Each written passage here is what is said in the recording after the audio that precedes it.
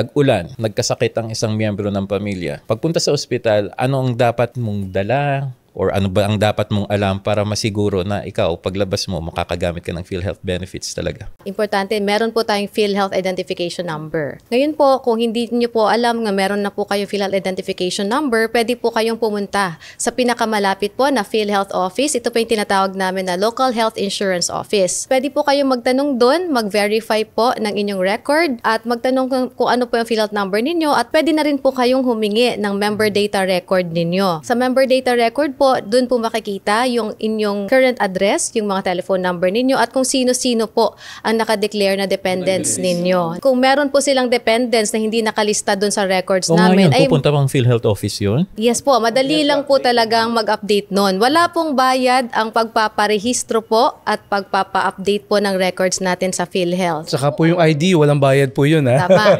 Huwag po kayong lumapit sa mga... Uy, marami sa online nag-aalok, Miss May, Doc Billy. Huwag po kayong lumapit doon. Oo, 250 meron ka ng PhilHealth ID. Libre po yan. Libre po yan.